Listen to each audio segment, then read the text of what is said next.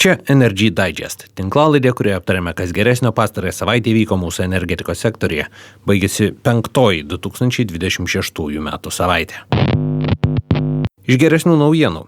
Europa oficialiai atsisako rusiškų dujų importo. Stiprinamas teisinis pagrindas gaudyti Rusijos šešėlinius tanklaivius, o į kruonį atgabentas transformatorius naujam agregatui. Iš tokių vidutinių, vokiečiai atidėjo jūrinio vėjo parko aukcionus, o Ukrainos energetikos sistemą ištiko blackoutas. Be to, vėjininkai su danais ieškos technologinio sprendimo konfliktui tarp vėjo jėgainių ir karinių radarų, o Berlynas ir Kopenhaga sutarė dėl Bornholmo energetikos salos projekto. Štai papunkčiui.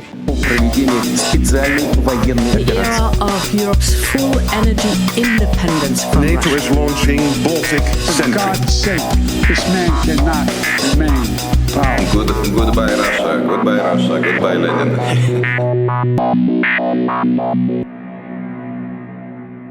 Pradėkime nuo šešėlinio laivyno valdovų. 14 šalių besiribojančius Šiaurės ir Baltijos jūromis išplatino įspėjimą čia plaukiantiems šešėlinio laivyno laivams. Be kitų dalykų šalys primena, kad pagal jūrų teisę laivai turi plaukti po vieną vėliavą ir turėti visus reikalingus dokumentus, antraip jie bus laikomi laivais be vėliavos. Tokiems laivams laisvos navigacijos teisė negalioja ir jie gali būti perimti tarptautiniuose vandenyse bet kurios šalies, ypač įtariant gabenant kontrabandą ar apeidinėjant sankcijas. Šalys priminė ir visus kitus pažeidimus įprastai siejamus su šešėliniu laivynu, nuo vietos pranešimo siųstuvų išjungimo iki naftos perpilimo iš laivo į laivą nesuderinus su reikalinga šalimi. Įspėjimas motyvuojamas tuo, kad šešėlinis laivynas ir jo įdarbinamos netikusios įgulos kelia pavojų visai likusiai laivybai. Tai yra plaukiantys kibirai, galintys bet kada nuskęsti ir paleisti gabenamą naftą į jūrą, o jų atliekamos operacijos kelia pavojų navigacijai. Kodėl tai svarbu? Na, kai kur šis pareiškimas buvo sutraktuotas kaip kažkoks draudimas, tačiau taip nėra. Šiuo pareiškimu iš esmės formalizuojami rusišką naftą gabenančių tanklaivių perėmimai Šiaurės ir Baltijos jūrose. Tokias operacijas savo vandenyse jau yra atlikusios kelios šalys, dabar įvardyjamas aiškus pagrindas to imtis ir tarptautiniuose vandenyse. Kodėl tik dabar? Rusijos invazijos į Ukrainą pradžioje Europoje sukeltas energijos kainų šokas ir taip skausmingai nusirito per pasaulį, palikdamas, pavyzdžiui, Pakistaną, jeigu neklystų, be elektros, nes šis elementariai neįpirko dujų savo elektrinėms. Ir Rusija buvo tik regioninis dujų hegemonas. Naftos rinkoje jos įtaka buvo dar didesnė. Todėl buvo siekiama išvengti naftos kainų šuolio, kuris sukeltų dar daugiau problemų pasaulio ekonomikai. Mat visų dėmesys labai staigiai nukryptų nuo paramos Ukrainai prie ekonominių problemų. Todėl buvo toleruojamas naftos eksportas į Indiją ir Kiniją su sąlyga, kad Rusija iš jo uždirbs nedaug. Tačiau dabar situacija yra pasikeitusi. Naftos rinkoje netrūksta, todėl griežtesnių veiksmų prieš rusiškos žaliavos pasiūlą galima imtis nesukeliant energijos kainų šoko pasaulyje. Toliau apie vokišką jūrinį vėją. Vokietija atidėjo 26 metams planuotus jūrinio vėjo parko aukcionus bent iki 27 metų. Buvo numatyta skelbti aukcionus 2,5 gigavato galios vėjo parko vystymui. Rugpjūtį organizuotas aukcionas, kurio metu nebuvo siūlomos subsidijos projektų vystytojams, nesulaukė dalyvių, todėl dabar svarstama apie galimybę pasiūlyti indeksuojamą sutartis dėl kainų skirtumo, vadinamai CFD. Kodėl tai svarbu? Vokietijos sprendimas dėl aukciono atspindi ekonominę jūrinio vėjo parkų situaciją Europoje ir leidžia vertinti šio segmento plėtros planus Lietuvoje. Jau vystomas Ignitis grupės jūrinio vėjo parkas susiduria su įgyvendinimo laikotarpio rizika ar grafiko rizika. Kadangi bendrovė dar nėra pasirašiusi nei sutarčių dėl bokštų statybos ar vėjo turbinų įsigijimo, nei dėl elektros pardavimų, didelės finansinės rizikos projektas įmoniai kol kas nekelia. Jei tinkamos ekonominės sąlygos nesusiklostys iki tada, kai projekto finansus reikės užsifiksuoti, tai yra pasirašyti sutartis, jis blogiausiu atveju gali būti pavėlintas.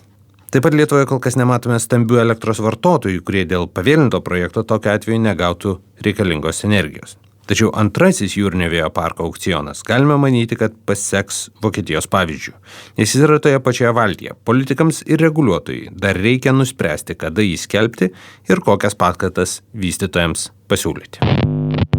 Na ir tokia niūresnė naujiena apie elektros tinklų atsijungimą Ukrainoje. Ukrainos elektros sistema šeštadienį apie 10:40 ryte patyrė elektros sistemos kaskadinį atsijungimą, blackoutą. paveikusi Kyjivo, Žitomyro ir Charkivo apskritis. Jį sukėlė gedimas elektros linijose su Europa. Oficialūs pranešimai šiek tiek skiriasi, mat minima 400 kV linija Rumunijoje ir 750 kV linija Ukrainos vakarinėje dalyje, taip pat jungti su Moldovos elektros tinklu. Pastarosios sistema taip pat patyrė atsijungimą, tačiau čia tiekimas buvo atstatytas jau šeštadienį apie pietus. Oficialiai teigiama, kad tai nebuvo kibernetinė ataka. Tokį vertinimą patvirtina ir tai, kad energijos tiekimas netrukus buvo pradėtas atstatyti ir pačioje Ukrainoje. Šaltiniais besiremdama Ukrainos spauda skelbia, kad perkrova atsirado dėl didelio elektros poreikio šalant orams. Kodėl tai svarbu?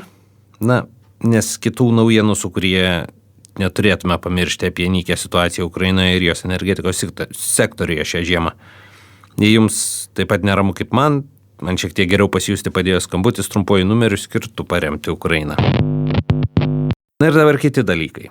ES oficialiai priėmė reglamentą dėl dujų importo iš Rusijos į ES nutraukimo. Po įsigaliojimo bus uždrausta importuoti dujas dujotiekiais ir skystų pavidalu. Tačiau jau sudarytoms sutartims bus taikomas pereinamasis laikotarpis. Visiškas suskystintų dujų importo draudimas įsigalios nuo 27-ųjų, o dujotiekiais nuo 27-ųjų rudens. Geras metas priminti, kad dujų tiekimas Europai nutrūko ne dėl sankcijų, o dėl to, kad jį palaipsniui nutraukė Rusija. Lietuvos vėjo energetikos asociacija ir Danijos gynybos bendrovė Terma sutarė bendradarbiauti. Sieks įvertinti, ar kompanijos siūlomos radaro technologijos leistų tiksliai identifikuoti tarp vėjo jėgainių skraidančius objektus. Kol kas radarų zonose vėjo jėgainių statyti negalima. Tikimasi, kad nauji technologiniai sprendimai leistų dėrėtis dėl tam tikrų raudonųjų zonų panaikinimo. Į Kruonio hidroakumuliacinę elektrinę atkeliavo vienas svarbiausių būsimojo 5 agregato dalių – transformatorius. Elektros gamybos metu transformatorius pakelia įtampą iki perdavimo tinklams reikalingo lygio, siurblio režimu, kai vanduo keliamas į viršutinį baseiną, transformatorius sumažina įtampą iki reikalingos variklių darbui. Didesnis kruonis padės valdyti tinklą ir vystyti atsinaujinančią energetiką. Ir galiausiai Vokietija ir Danija pasirašė susitarimą dėl Bornholmo energetikos salos projekto. Tai yra vokiečių ir danų elektros perdavimo sistemos operatorių planas – išvystyti 3 gigavatų galios jūrinio vėjo parkus aplink Bornholmo salą, iš jos pagaminta elektra jungtimis keliaus į Danijos ir Vokietijos elektros sistemas. Projektas gaus 645 milijonus eurų europinių lėšų paramos. Šiam kartui tiek. Priminsiu, kad ši tinklalaidė yra rengiama to paties pavadinimo naujienlaiškio pagrindu, tad jei naujienas mėgstate labiau skaityti negu jų klausytis, naujienlaiškį galite užsiprenumeruoti ir gauti tiesiai į savo elektroninio pašto dėžutę. Visos reikalingos nuorodos tinklalaidės apraše.